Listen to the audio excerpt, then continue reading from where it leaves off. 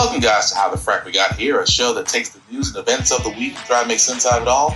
I'm your host, the most Will Buchanan, and on this show, we simply are all about the facts. There are plenty of news stations out there that simply want to do anything short but inform you. Here at How the Frack We Got Here, that's all we believe in. We go up to the left, we go up to the right, we go up to the middle of independence, we go after all sides because there's more than one side of a story to everything. And you need to know it all in order to actually formulate your own opinion. And that's what we try to do here at How the Frack We Got Here. Thanks for listening, and hold on. It's going to be fun. All right, guys. Today's date, April 13, 2023. No, it is April 13, 2023, and this is How the Frack We Got Here, special edition. I'm your host, the most Will Buchanan, on How the Frack We Got Here. We do take the events of the week and try to make sense out of it all. Before we get started, guys, let you know that we are a news podcast. We do try to watch our language as best to our ability, but hey, words do fly. At the same time, there may be things that might be shown that might be too intense for younger viewers, so viewer discretion is advised. Aside from that, welcome. So, how do we get into this? Well, if you remember, as we tried to cover this, and I know special edition, and usually we're on Wednesdays, but we're on Thursdays for this one time, but bear with, brother.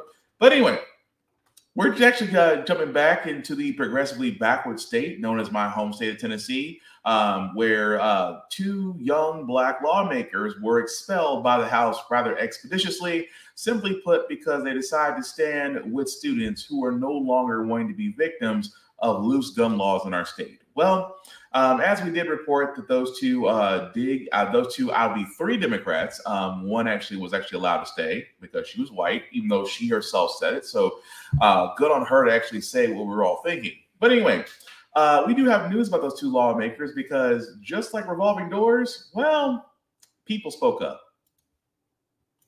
If you're just tuning into MSNBC, this is live footage of Justin Jones, who has been reinstated to the state legislature in Tennessee. The Nashville Metro Council has voted to reinstate him. He is processed with a multiracial coalition of supporters who have flanked him as he's walked into the state legislature, preparing to retake his seat in that body, a body that expelled him in a 72-25 vote just a few days ago. He is holding his placard, showing his placard to the crowd. That is the placard that he will put on his desk when he rejoins his colleagues in the state legislature representing the metropolitan Nashville area. This is an area that is one of the most vibrant metropolitan areas in Tennessee. It's an incredibly multiracial area. Lots of minorities live here. It's a major metropolitan area with lots of industry. And again, Justin Jones has been very clear. He wants to represent all of the individuals in Nashville and their interests, and one of their core issues is fighting against the gun violence that has scarred their community, never more so than in recent weeks with the Covenant shooting at that Nashville school. So he is waiting to retake his seat. He's flanked by Gloria Johnson. She is another one of those three legislators who was threatened with expulsion from the chamber. She was not expelled. She survived by just one vote last week, but she is here as an ally for her colleagues, and she's vowed to continue working with Justin Pearson and Justin Jones to fight for the people of Knoxville, Nashville, and Memphis, all major metropolitan areas in Tennessee. Yeah. So again, that's one, Justin Jones, who if you've never heard this man speak, very brilliant speaker, very intelligent, very patient, because if you have not been watching how the Tennessee House of Representatives have been treating not only Justin Jones, Justin Pearson, and Gloria, the Democrat 3 of Nashville, the Tennessee 3. If you haven't heard how this House spoke to them, it immediately gives you plantation vibes. I mean, even they said the way he's like, even Justin Jones on the day when they were doing the votes to expel him, he goes, would you allow anybody to speak to him the way he just did me? And it is amazing. And again, that this is the one thing where a lot of people didn't get, like, well, can they come back? I said yes, because whoever voted them in goes back to their metro council of their county, and as long as they vote with full confidence to pull them back in, they can go right back on in. We saw that currently with Justin Jones, and actually as of not too long after his vote, we saw the same thing with Justin Pearson. The vote happened in less than a minute. The item passes. Tonight, ousted State Representative Justin Pearson is headed back to his seat in the Tennessee State House. The decision was in the hands of the Shelby County Commission. Among the 7 members who showed up, a unanimous decision to reinstate Pearson, one of 2 lawmakers whose unprecedented expulsion has become a national rallying cry. They tried to expel the people's choice and the people's vote. And they awakened a sleeping giant.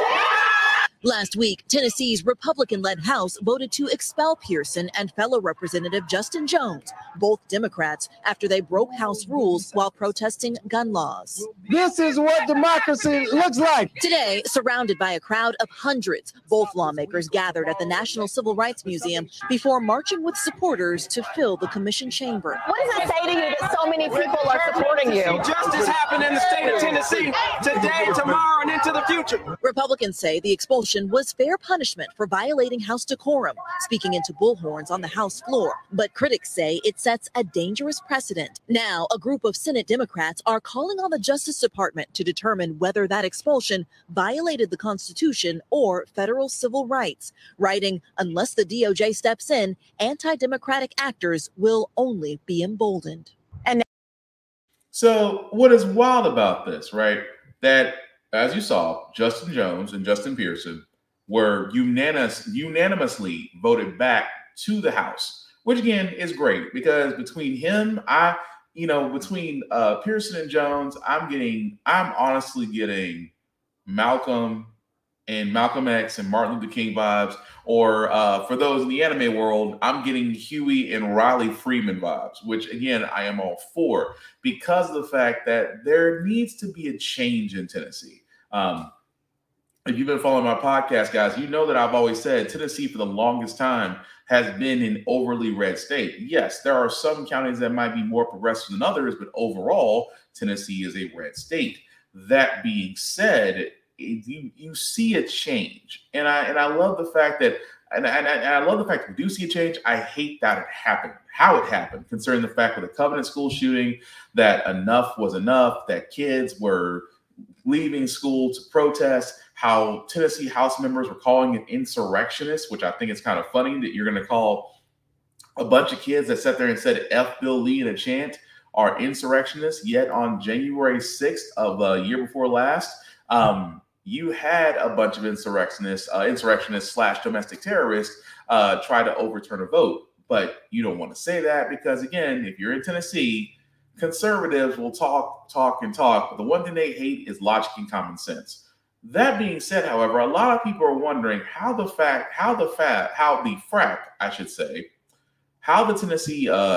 House of Representatives was able to move so quickly. I have been saying this for years that the rules in Tennessee when it comes to state and local governments are messed up. And even though this story from News Channel 5 is over a year old, it makes a lot of sense. Tonight, a News Channel 5 investigation of Tennessee's Capitol Hill reveals how those who have the power make the rules or sometimes just ignore the rules they don't like. This is especially true in the state house, where, as chief investigative reporter Phil Williams discovered, your lawmakers can introduce major legislation with no notice to the public, and they can kill bills without you even knowing who did it. And Phil, you've been watching the lawmakers pretty closely this session. Absolutely. And a couple of examples of bills that were killed: one to require high schools to tell seniors how they can register to vote, another to just study whether college student IDs can be used for voting. Both killed this past session in committee on voice votes. Got a proper motion and second. All those in favor of the amendment say aye. How one views democracy in Tennessee's General Assembly depends in part upon where you sit. Senator Crowe votes no. In committee on the Senate side, Senator Kelsey votes aye. Committee members themselves decide whether bills live or die. Mr. Chairman, you have 6 ayes and 2 noes. Senate Bill 2168 is headed to the Committee on Calendar. While on the House side, all opposed say no. The noes have it. Bill fails. That power is wielded almost exclusively by the people who chaired the committees. Bill passes. It's on its way to full commerce. This is not democracy as far as I'm concerned. And Democrat Gloria Johnson, democracy is dead here in Tennessee as it stands right now. And House Democratic Caucus Chair Vincent Dixie are not alone in their concerns. Is this system broken? The amendment system? Absolutely. This is where we need transparency. It was a process we saw play out in real time this session as we watched seemingly innocuous bills being amended in committee to make dramatic changes. Tori Venable represents the libertarian group Americans for Prosperity. This voice vote thing, we've seen plenty of committees. I'm sure you did a piece on that Airbnb one where it sounded one way and it went another way. All in favor say aye. All opposed say no. No. The ayes have it.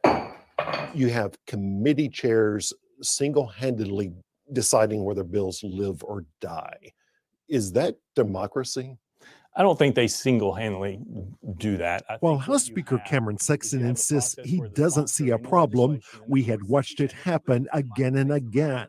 Let's put Tennessee in line with the Constitution. Here, a bill to require state election officials to simply study the possible use of student IDs by college students to vote was gavelled dead by Murfreesboro Republican Tim Rudd. All those in favor say aye. Opposed, nay. Nay.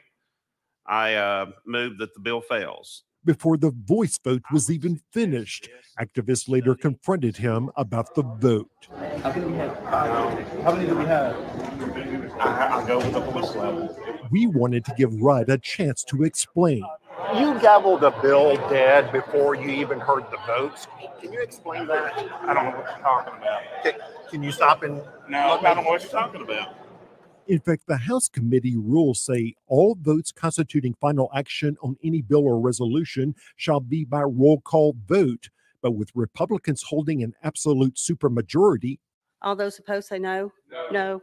The noes have it. I'm sorry, Bill Phelps. there's no one to actually make them follow the rules. What I hear you saying is they're just making up these rules as they go along.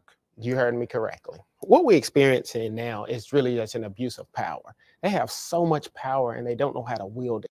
And when those voice votes occur, legislative cameras focus on the chair. All those in favor say aye. Those opposed, no. The noes prevail. So the public cannot see how the members vote. People are paying more and more attention these days, and they are trying to hide what they are doing up here. The House Speaker downplayed those concerns.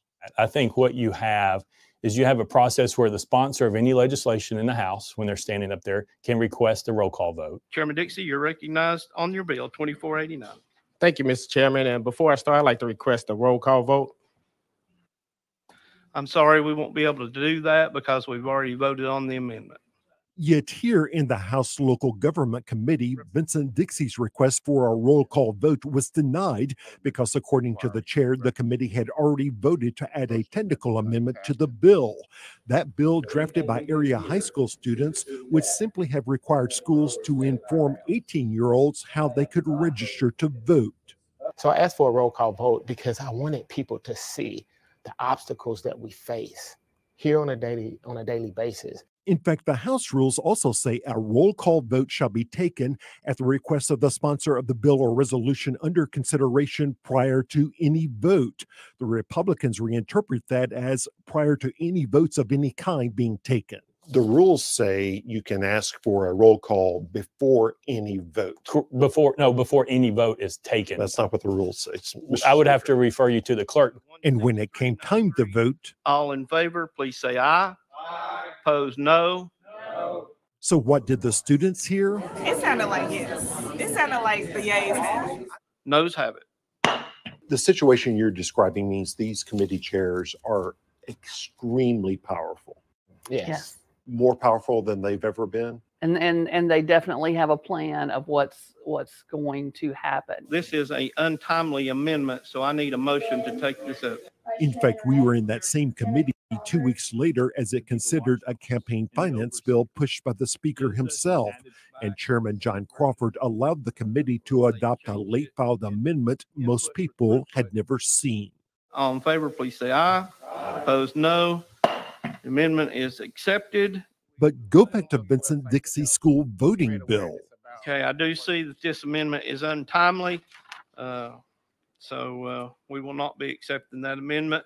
There, You will Crawford have to ruled run that the your- Nashville Democrat could not present a late filed amendment meant to clarify his bill. But if somebody makes a motion, again, to, take it up and it gets a second, then I don't have a choice but to take it to a vote. But when that came up with Representative Dixie's bill, do we have an opportunity to vote the untimely amendment up or down? I know in some committees we do that. you said that there was no way for that amendment to be considered. Representative Miller, I know it's been done in other committees, but we've not accepted an untimely filed amendment, and I'm not going to start today. Well, I said we don't take up untimely filed amendments. We hadn't taken any up to that point all year long. They absolutely have too much power, change the rules as it suits them. It looks like we have an untimely filed amendment, so without objection, we will move to consider. Without objection, so moved. In fact, we saw other committees readily accepting late filed amendments the public had never seen, which is exactly what happened with the Speaker's campaign finance bill. How can you expect someone to vote on something when they haven't read it? Vote on it to know what's in it? And you think that is deliberate? I absolutely think it's deliberate. It's a way to keep the public from knowing what they're doing until it's been voted on. The ayes have it. House Bill 2143 will move to full finance. Now, as the Speaker told me, the rules say that if there is a question about a voice vote,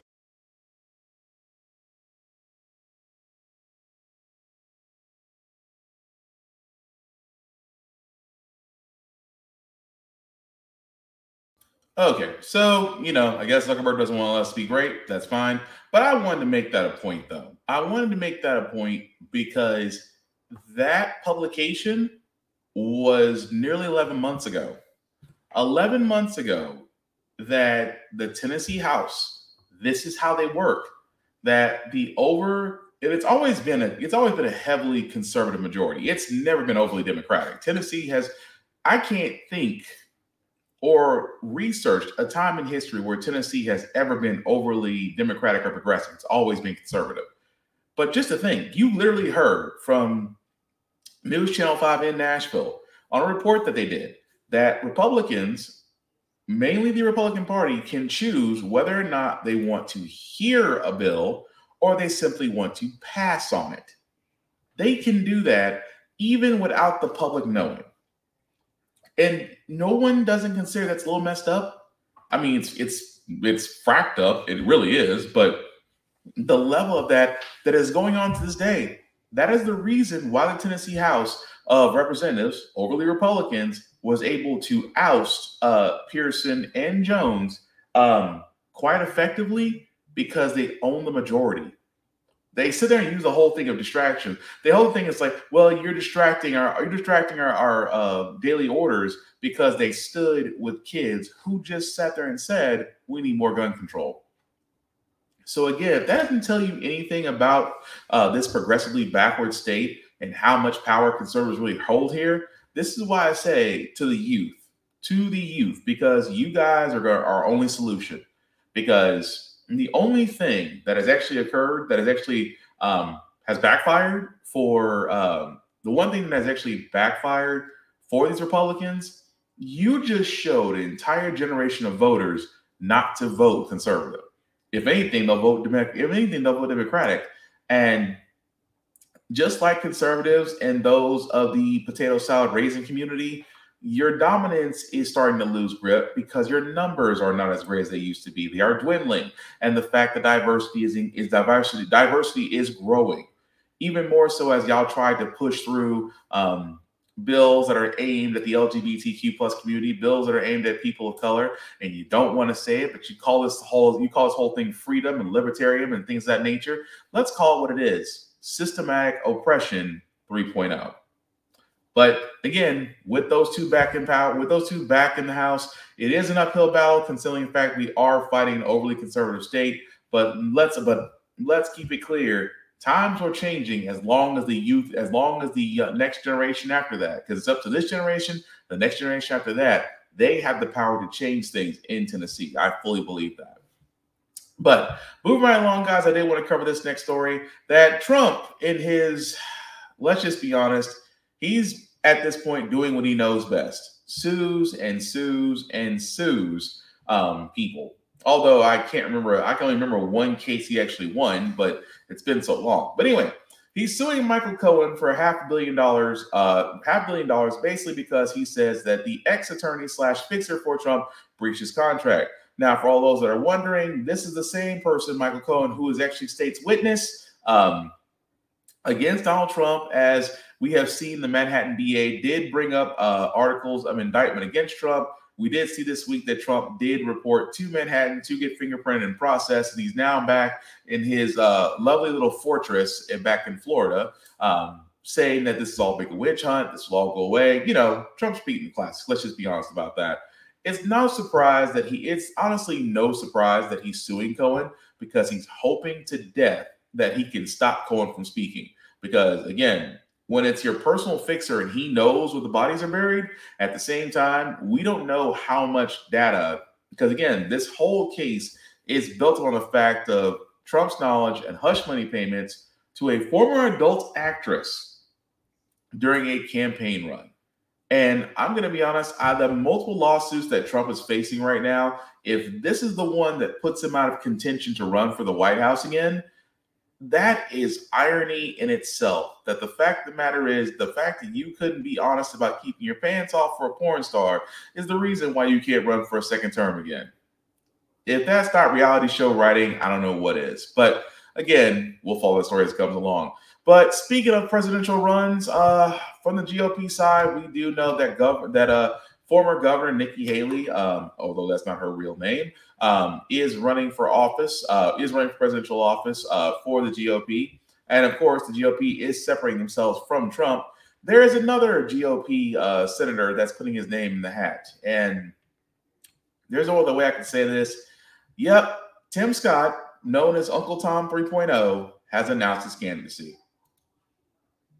2024, today, South Carolina Senator Tim Scott launching a presidential exploratory committee without referencing the former president's name, offering himself as an alternative to Donald Trump. And tonight here, the latest ABC News poll and what it could signal about a potential Biden-Trump rematch if it were held today. Here's Rachel Scott. Tonight, Republican South Carolina Senator Tim Scott all but announcing he's running for president in 2024, presenting himself as an optimistic alternative to Donald Trump without saying his name. Today, our country is once again being tested. Once again, our divisions run deep, and the threat to our future is real. Joe Biden and the radical left have chosen a culture of grievance over greatness. The Senate's only Black Republican insisting Democrats, quote, weaponize race to divide us, pitching his life story as proof of a different path forward. I was raised by a single mother in poverty. The spoons in our apartment were plastic, not silver. But we had faith. We put in the work, and we had an unwavering belief that we too could live the American dream. And he refused to take on Trump when asked how he would defeat the former president in the Republican primary. I think we're better off having a conversation about beating Joe Biden. But the question among Republicans right now, which candidate can actually do that? An ABC News Ipsos poll taken after Trump was arrested and charged last week shows just 25% of voters have a favorable opinion of him. President Biden's favorability numbers 9 points higher. Senator Scott also made no mention of the other South Carolinian in the race, former Governor Nikki Haley, who appointed him to the Senate in 2012. He has a stop in New Hampshire tomorrow before rallying voters in his home state of South Carolina at the end of the week, David. Rachel. Yes, Tim Scott, a man who says that the Democrats are attempting to radicalize, using race to divide us. Yes, Democrats. Yeah, I mean, it has nothing to do with the fact that the latest attacks on people of color, GOP, the people of color, people who are not white, LGBTQ+, it has to be the Democrats that are utilizing them by putting oppressive rules and regulations and going after women and redlining and still giving money to, oh, wait, I'm sorry, that's GOP. So this is, and forget my language, this is the bullshit. Tim Scott is doing what he is doing, what I like to call the GOP conservative checklist. He has to say family. He has to say faith.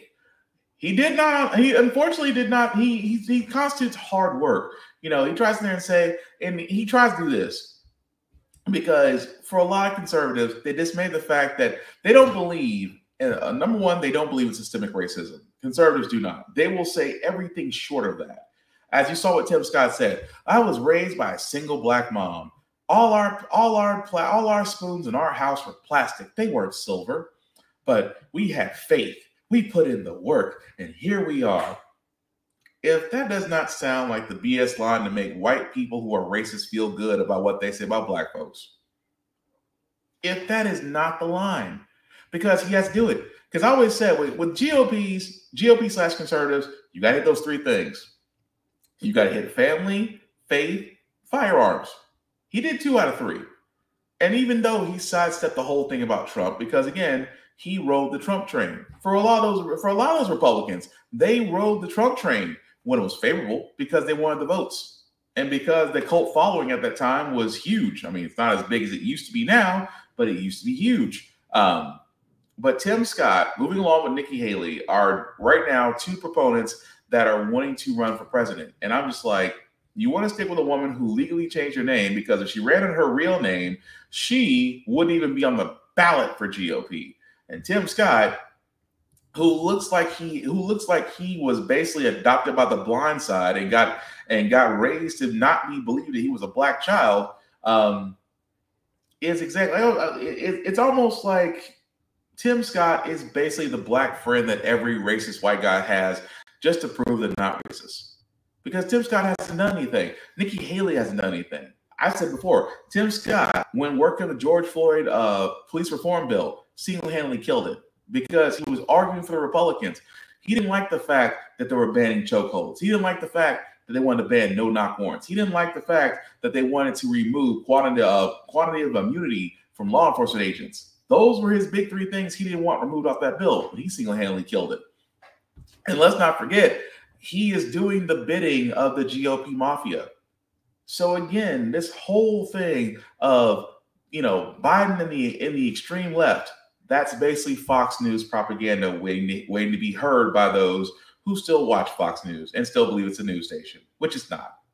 It's been argued already and has been put on record that Fox News is not a real news station. It is an entertainment website that's basically state-run propaganda. And now you have and another thing is you have the only black person in the GOP running for president. I always ask this question, and I'm pretty sure I'm going to be right about this. If it came down to an Indian woman if it came down to an Indian woman who's pretending to be a white woman under a different name, if it came down to a black man, the only black man in an all-white political party, and he said he wanted to run for president, and she said she wanted to run for president, I wonder which way their political co-workers would go with. It would be interesting because I don't think they go. I think Tim Scott likes to think that his fellow politicians will vote for him. He'll be rudely awakened, and at the same time, Nikki Haley's gonna have a problem because how many people who are Republicans really don't know her actual name and her heritage? Might be an eye-opening for both of them, but we'll follow it because again, as we get closer to 2024, the race will heat up. At this point, Mike Pence still hasn't announced whether or not he'll run. And from the Democratic side, we have not seen any contenders. Even though Joe Biden has said that he will run, I still think that Biden has done an okay job. Keep in mind, I said okay. There's a lot of things Biden did that I did not agree with. I still think there needs to be variety in voting, but this is why I sit there and say, for all those, if you want choices, you have to uplift them. At the same time, I know Marianne Wilson is trying to jump back into the fray again. And I'm sorry, she is another person I wouldn't vote for if I had to, and my life depended on it. Just wouldn't do it. But again, I digress. Moving right along, guys. You guys remember the story of the 6-year-old that basically shot his teacher because he brought a gun to school?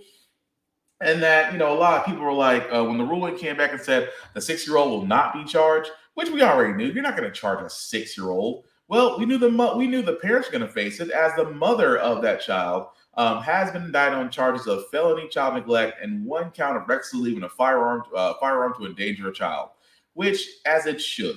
And even though this is the same group of parents that sat there and said, well, we're very safe, our kid is fine, we're very proactive in firearm safety, yet the 6-year-old knew where to find the gun.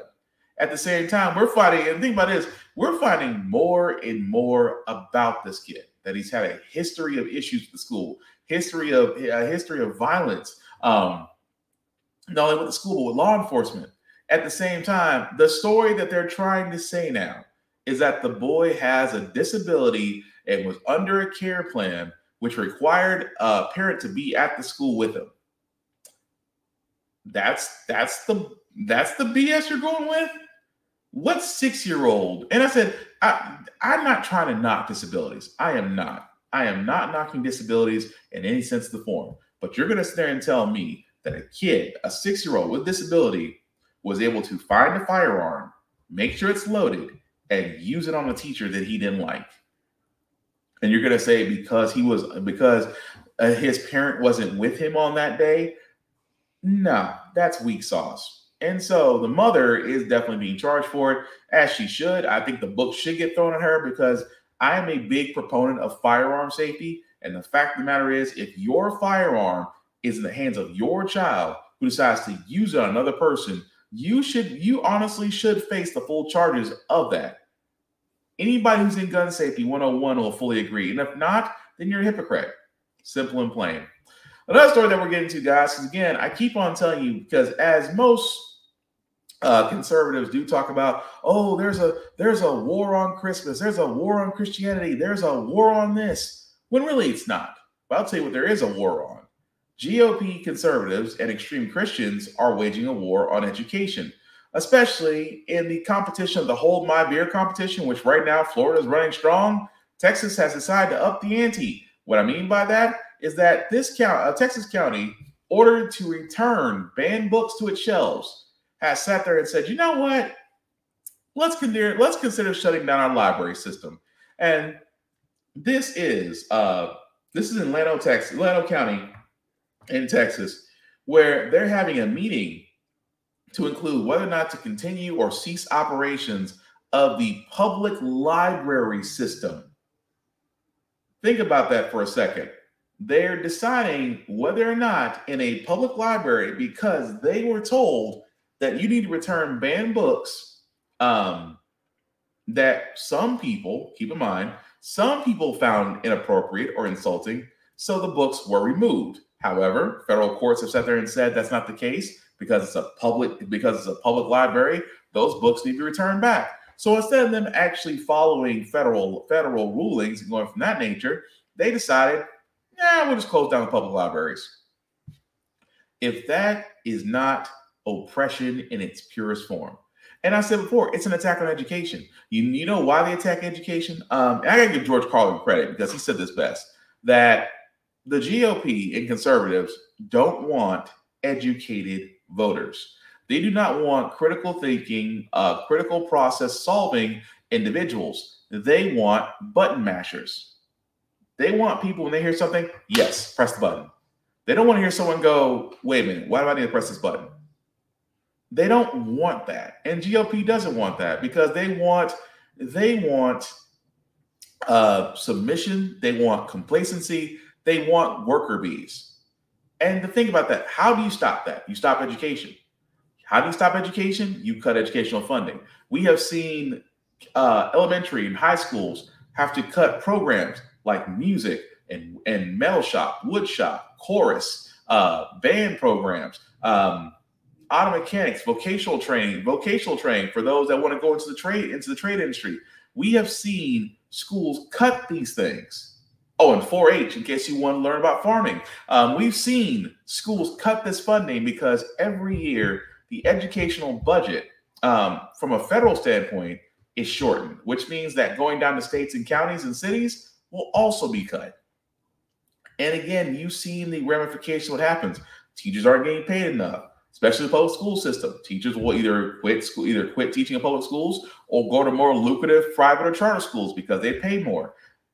because tuition at private and charter schools, at some charter schools, is increasingly high. Parents have no choice but to go into the public school system. But public school systems are overcrowded, underfunded. The teachers are overworked. At the same time, the children suffer because the quality of education has not been upgraded since the 80s.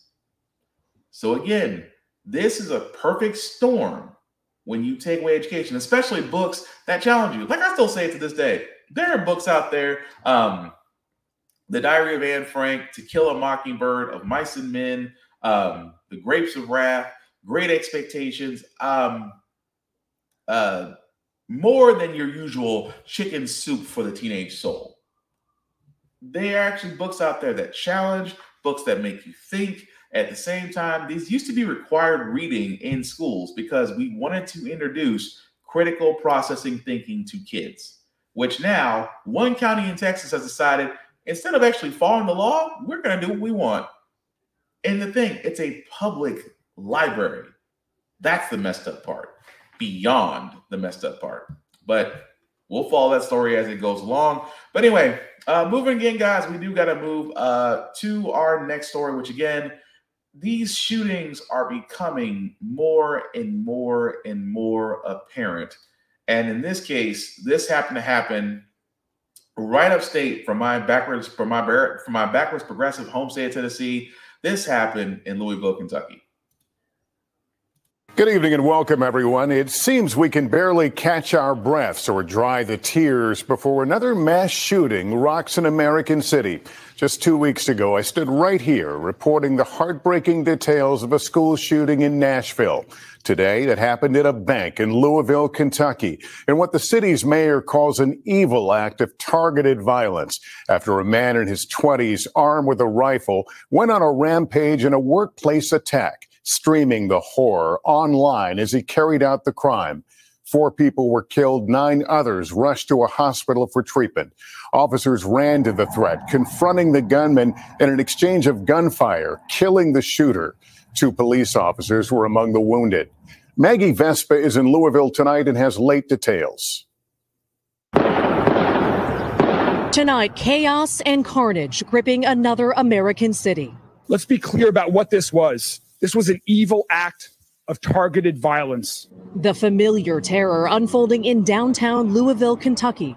Around 8:30 this morning, police say a lone gunman opened fire inside this Old National Bank, killing 4 and wounding 9. This was terrifying. It was terrifying. Officers on the scene within 3 minutes. Investigators say this was not a random act. White male who was employed at Old National Bank. His weapon of choice was a rifle. Authorities identifying the shooter as Connor Sturgeon, who died at the scene in a shootout with police. He live streamed the rampage, according to investigators, who late today executed a search warrant on his home. Victims range in age from 40 to 64, including 63-year-old Thomas Elliott, the bank's senior vice president, according to his LinkedIn account, and a friend of Kentucky Governor Andy Beshear. Tommy Elliott helped me build my law career, helped me become governor, gave me advice on being a good dad.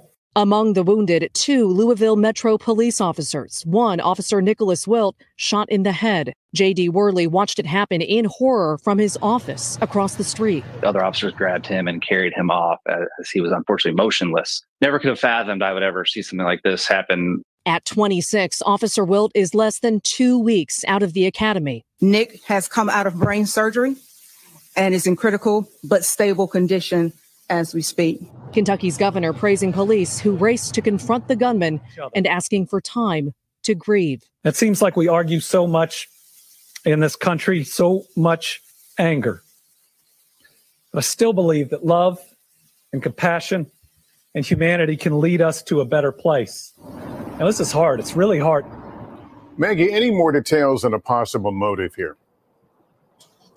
So, Lester, according to 2 senior officials, authorities are investigating this as an instance of workplace violence, noting the suspect, who was an employee at that bank, may have suffered from mental health issues, and adding they expect much more to come out in the.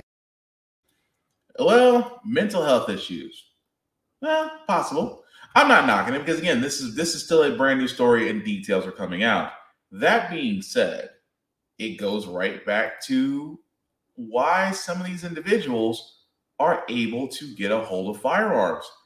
And this is the whole point, that you will see a lot of people, especially those in the firearms communities, will be like, well, they're criminals. They shouldn't be able to get a hold of guns. The criminals argument is a straw man's argument. Why they say straw man? Because straw man, for all those who don't know, definition-wise, it's basically an argument you throw in to deter away from the subject. So if you sit there and say, well, it's a straw man's argument, it'll get argued. It takes away from the main point. At the same time, out of a straw man's argument, the one that introduces it has nothing to back it up. It's just that they'll keep repeating themselves as if it's gospel.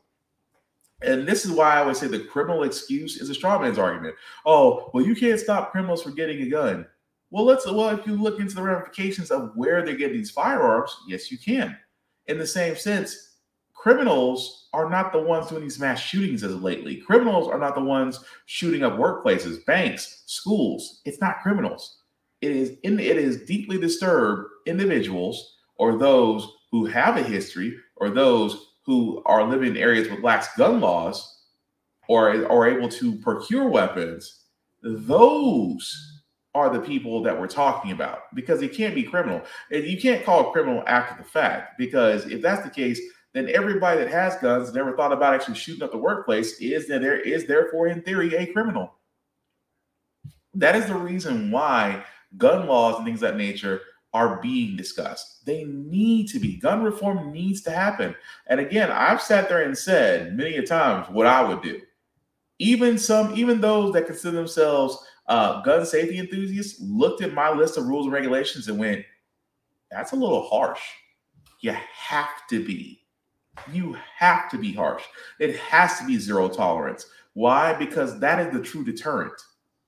Sitting there allowing personal accountability isn't working anymore. And like I said, in my home state of Tennessee, there are two things that are easily able to get in my home state of Tennessee: a driver's license, because any driver's license station is only going to take you around the block. You don't even get half the test that you probably get in other states. Driver's license, one, is easy. Number two is a firearm. And I've said it before. If you go to a gun, knife, and trade show in Tennessee, they will not run a background check, because gun, knife, and trade shows do not fall under commercial sales. They do not. As long as you have two things, and I've yet to have a person disagree with me or try to argue me with this, if you go to a gun, knife, trade show in Tennessee with just an ID and money, you walk out with a firearm. That's exactly the case. But again, this is the reason why gun reform needs to be talked about, needs to be implicated, and we need to be harsher, because there is simply no alternative. Moving right along, guys. Again, this is why I stand and say when it comes to certain things in law, the system is broken. Some people say the system is broken. I say no, the system isn't broken. It's working as it's designed. It just wasn't for us. In the meantime, a man named Grossly Green, who was accused of a murder he didn't commit, did get released, only as he was released to be told that he has to come back to prison because of the evidence. And as you watch this video, you'll see where there is a major injustice.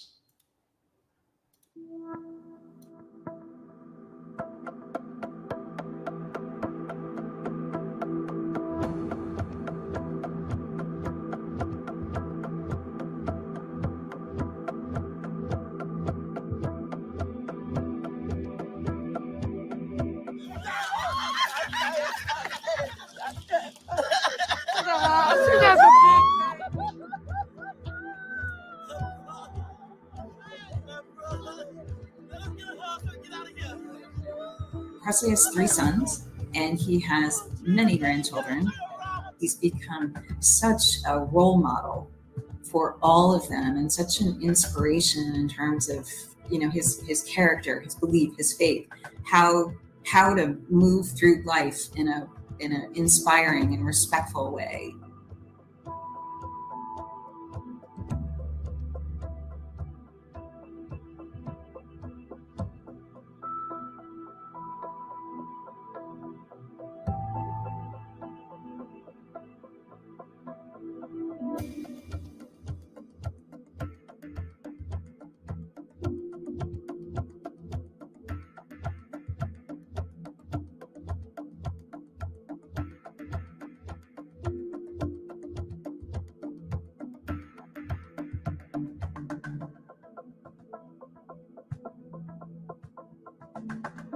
when I got the news that he was going back to prison, I just feel terrible about it.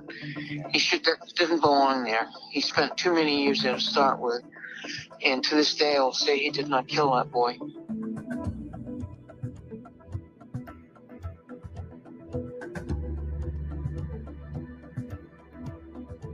He will do what it takes. He just believes this is one more step in the process, and he believes at the end of the day that justice will prevail. Glad you're home. Glad to see this day, Lord. Thank you, Jesus. Thank you. Thank you, brother. And it's And it's sad. It's sad because that man, think about that. I've said this before. There is a Mr. Green, plenty of them in the justice jail system. Has to be. Because imagine you convicted of a crime that you did not do, serving 33 years of life in prison, only to find out that your due process rights may have been violated. For all those that don't know, due process means you are read your Miranda rights. If you're not read your Miranda rights, when you're arrested, it basically violates the arrest and the crime. It's happened. There's actual legal precedent where people's due process was not given, and they actually and the case got thrown out. It could have been almost any. It's varied across various crimes, but the case was thrown out, and those people were allowed to walk free.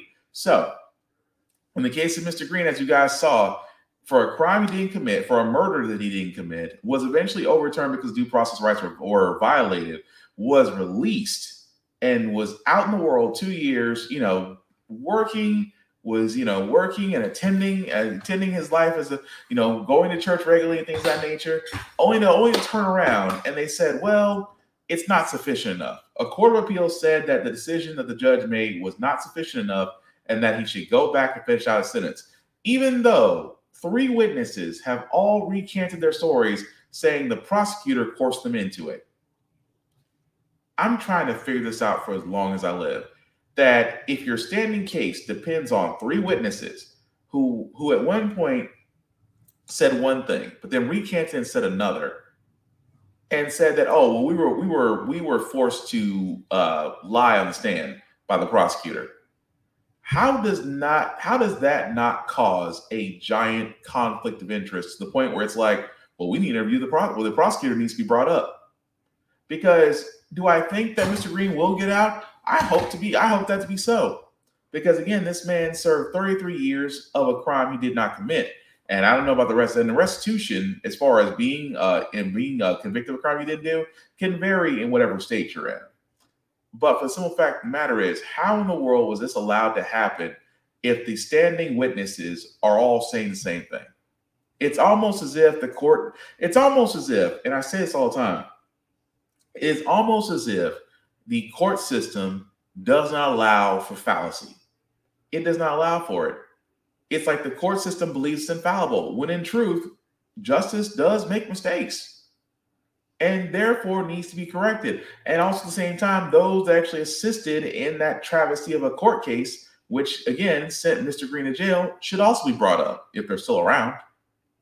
But it just goes to show you this. The reason why the Innocence Project, and many other for-profit organizations out there to help challenge the legal system are there for a reason. Because you hear stories like this, it just makes you wonder, number one, that could have been me, and number two, how completely fracked up the justice system it is, especially to our people of color, truly is. But speaking of justice, the Dominion lawsuit is finally moving forward with Fox News, and I myself cannot be prouder because, again, this will be the 3rd time Fox News has to admit they're not a real news station, mostly propaganda.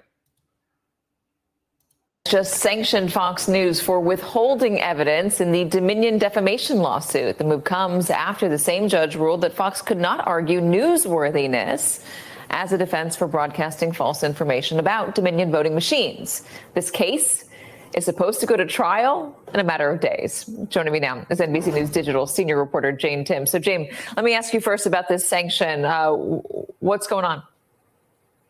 So the judge heard evidence that was not turned over to lawyers in court today. Dominion lawyers brought a recording that Abby Grossberg, who was the producer who says that her deposition was coerced and that she was intimidated by lawyers to try and protect Fox, that she had on her Otter, this app that lots of reporters use to record conversations and get a transcript of it, that she turned over this evidence, but that the lawyers themselves did not turn it over to Dominion as they were required. So when the judge heard this evidence, he was pretty miffed and essentially sanctioned Fox and said, look, I may take even further action, but essentially said if Dominion needs another deposition, you're going to have it, and that Fox is going to have to pay for it. And that was the sanction here. And he might appoint a special master? Yeah, so he said that he might appoint a special master to investigate sort of what happened here, how there's this surprise evidence. You know what? Judge Davis made it really clear even weeks ago. He didn't want some smoking gun evidence to come in days before trial. And it sounds like that's potentially what has happened. I haven't heard the recordings myself, so I don't know what there's being said. But there's definitely evidence that they say wasn't turned over and absolutely should have been. Let me ask you about this other ruling that came yesterday about what they can and cannot argue in court. So part of what we had heard about Fox's defense was that when they were airing these claims about Dominion voting machines, about the election, that they were claims the president was making, so they were newsworthy, and that was why they had to cover them. Obviously, they covered it in a much different way. Covered it is even a strong word. They did it in a much different way than every other news organization did. When the judge rules they cannot argue newsworthiness, what does that do to Fox's defense? What other defense do they have? It severely limits their defense. I mean, they can still argue that the Constitution protects them, that the First Amendment is involved here, though even that was limited. And I will say that it's not completely removed from how they're going to talk about this. There's going to be witnesses who say we did this because it was newsworthy. But he said the lawyers cannot go argue this as a legal argument. So he said, stay away from the word newsworthy in your opening arguments this next week. But they can, it's going to come up. You're going to hear conversations of newsworthy in trial at least. So, long and short of that is, Fox News is going to have to admit that it's not newsworthiness, it's propaganda. Now, keep in mind, this is actually going back to the Dominion Wigan during the election, where Fox News and its various hosts, all tried to point out the fact that Dominion voting systems were compromised, that they were changing votes from Trump to Biden, that they were helping Biden win the Biden campaign win the presidency, and come to find out that it's all false. And Dominion was like, oh no, we still getting our bread back because you affected our business. So it's interesting that Fox News is really bent over a rail because they have to sit and say, oh, well, you did it for the ratings. You did it for the ratings because if you told the truth, if Fox News, that joke of a news station, ever told the truth, viewership would go right out the window. If Hannity, Ingram, and Carlson all started speaking the truth, the viewership would fly out the window. Hence the reason why we're here. Hence the reason why we're here with this lawsuit. And I cannot wait for this court case to start. But moving right along, guys, I want to get to this story as well because, again, with gun violence happening in the U.S. at an alarming rate, you guys have heard me say this in the past. The CDC actually wanted to do a study on gun violence and mental health.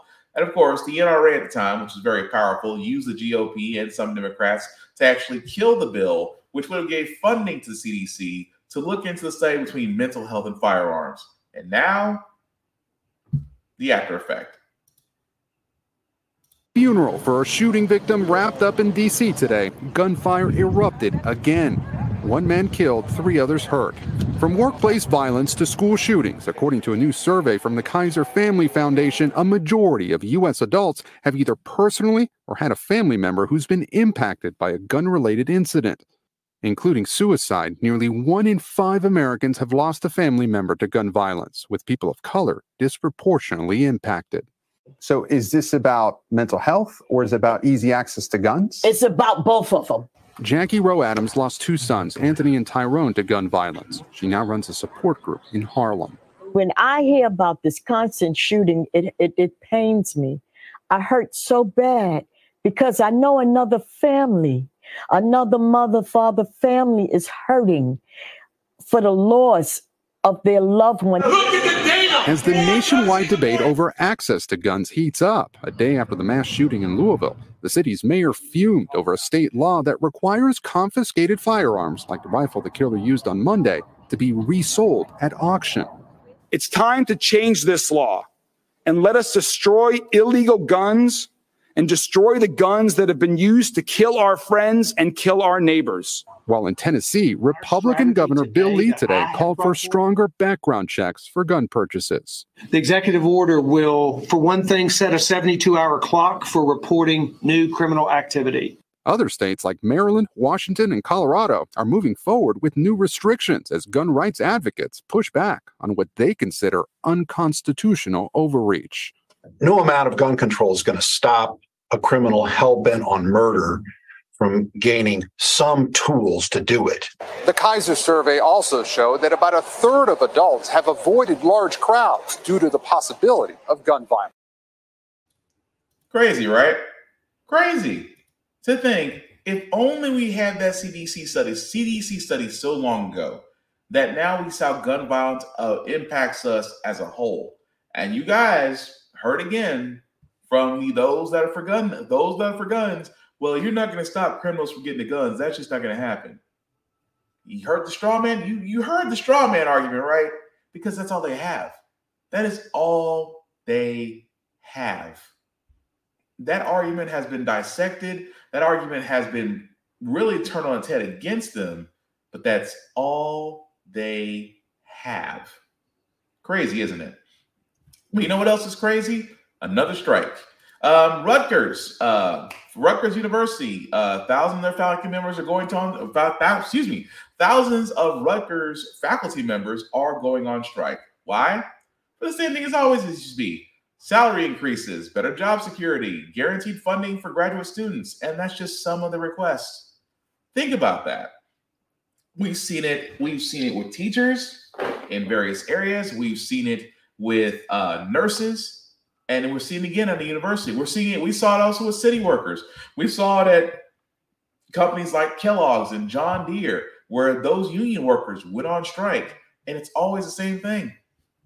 Increased pay, better benefits, things of that nature. This is why I keep saying the entire time, for all those employers and corporations out there who are reaping the lion's share, who are having record profits in this pandemic area, who are record profits. I've said it before. It is amazing to me how they are simply tone deaf to where I said before. You want to solve inflation? Raising rates is how the feds deal with inflation because they want to halt consumer spending. But here's the problem when you halt consumer spending.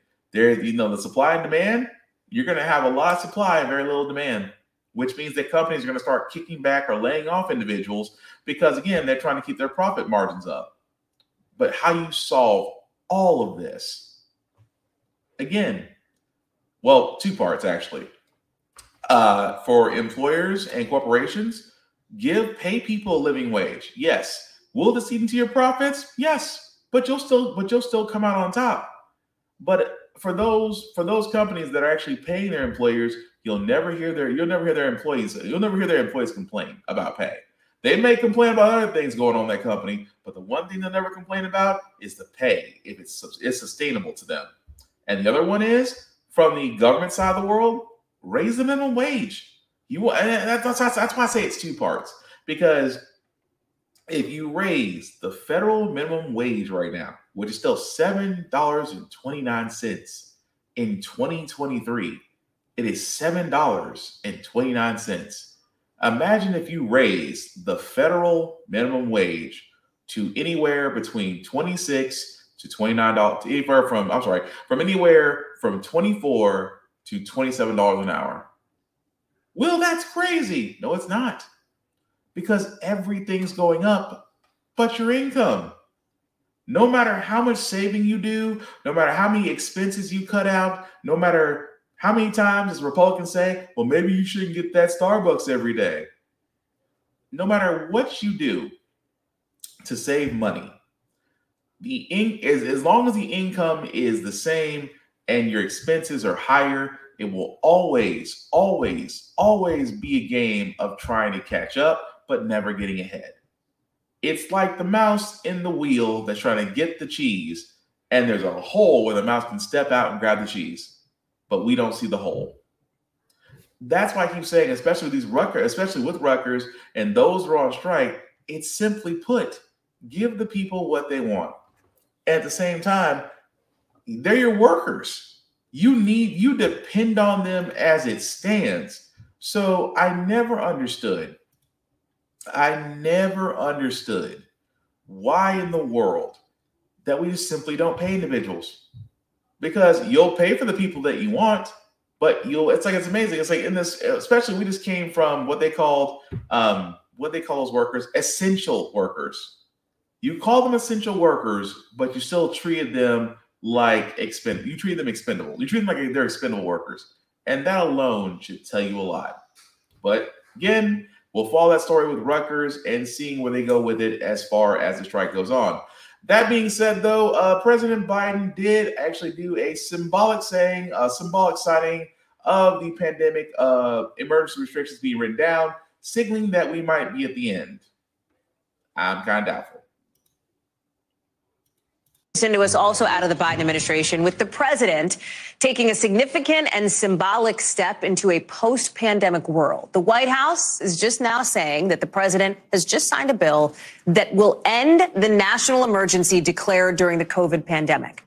Remember, that's a state of emergency that had been in place for more than 3 years after then President Trump declared it in March of 2020. NBC's Monica Alba is joining us now. And Mon, it is not unexpected that the president signed this bill into law. Once it made it through Congress, the White House came out and essentially said, hey, President Biden opposes this, but he will sign it. It winds down this national emergency in May. This is symbolically significant. It may also have some real world impact here, right? Talk to us through it.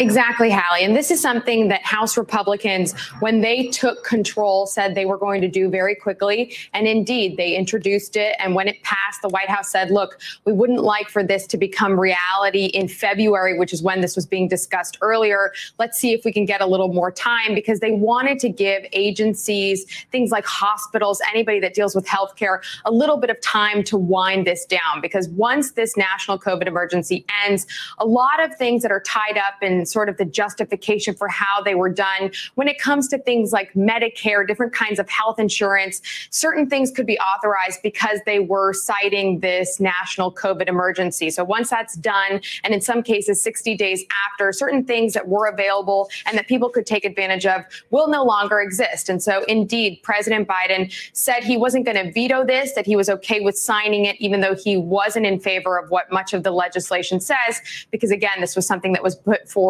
by House Republicans. But this is a little bit different from the public health emergency, which the White House has said is also going to expire just a couple of weeks from now in May, which is tied to another big implication here when we talk about immigration, something we've discussed many times on your show, and the fact that Title 42, which is that Trump era public health policy, is essentially going to cease to exist. And then you really could see an influx, experts say, of migrants at the border seeking asylum who won't be turned away under that Title 42 authority. So that's still a couple of weeks away. But this is really a moment in time that the White House is marking and saying 3 years into the pandemic that it is no longer a national emergency, even though, of course, there are still things like vaccines, boosters, and discussions that this president wants to keep discussing and says are still important tools in battling COVID. Hallie. You make an important distinction, Mom, between this and between the public health emergency. It does feel like the start over the next few weeks of this sort of moment. I think back to when you and I were covering the White House in, February, March of 2020, and the so many lives lost, right, to COVID, the way that people are looking to move beyond COVID now. That has been very clear, what you've seen from Americans' feelings about the pandemic and where the majority of Americans are. And it does feel a little bit like a time to sort of stop and take stock of where we are as a country. Absolutely. And so I think what you're really speaking to there, Hallie, is this cultural shift that so many of us look around and see in our own families with our own friends. And then on top of that, we're seeing just the political dynamic change here as well with some of the things that were stood up that were really critical in those early days that many can look at now and say, thank God they're not as needed as they once were in the beginning when we knew so little and there was still so much. So, yeah. So as you can see, the president did do a signing of saying that we are drawing down the national emergency COVID parameters, if you will. Now, now, let me also stress this very heavily. This does not mean that COVID is over. I mean, yes, we still, some areas, depending on where you're at, you still got to wear a mask. You still have to protect yourself, things of that nature. This does affect the Title 19, which unfortunately is still in place. But it does mean that we do need to solve not only our health problem, but our immigration problem as well. But again, I do have to give the Biden administration some credit on how they handle COVID, just because of Trump's mishandling, I guess you can say, and, you know, just flat out trying to take credit for stuff he didn't do. It just didn't make any sense. But before we get to our feel good segment, guys, one last story, and this is more of a historical context, because unless you know about the wall in Baltimore and redlining and the fact that home ownership and people of color and the vast divide, you'll understand why this next story is definitely has great importance. This brick is one of many which made up the spike wall here at the old Northwood Plaza Shopping Center, one of the saddest chapters in history for Morgan State University.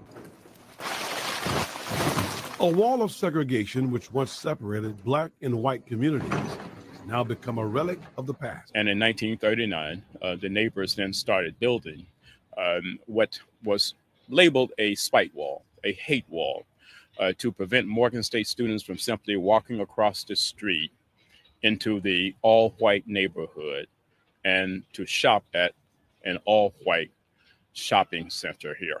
Since then, Morgan State has made its presence known on the grounds of the old shopping plaza. Among the additions, a new school of business. These same grounds are the grounds that students like them protested on. They said, I don't care how many walls you build, we're going to come over here and we're going to sit in these establishments and you are going to serve us, and we're not going to leave until that happens. Now, a new story is being told by the university and the community located on the other side of the spike wall. And we're definitely excited and finally glad to see this wall come down. It's held us apart from each other for years unnecessarily. So we are glad to see our homes be embraced by Morgan State. And again, we're just over the moon about it. University School of Architecture and Planning will use what's left of the wall as a teaching and learning tool for students. Our Morgan Wall will basically go the perimeter of the site, leaving wide openings to get into the shopping center, and then just continuing just to give a sense of place and a sense of security. We're told a portion of the spike wall will remain up and at some point become a university park, a public park, and a reminder of what took place here on the campus of Morgan State University. And that, ladies and gentlemen, is how you do history. Yes, the spike wall that was with Morgan State University because of the fact of segregation, because they didn't want black students walking in white neighborhoods. And I love what they did. I love what they did. They literally tore down great portions of the wall, as they should. But they also are deciding to use portions of that wall as a teaching tool. See, Tennessee, you can learn from this. Instead of holding on to your Confederate generals and your rebel flag, your rebel battle flags, and saying, you know, it's part of my heritage. No, unless your heritage is ignorance, then yes, wave that flag as high as you want.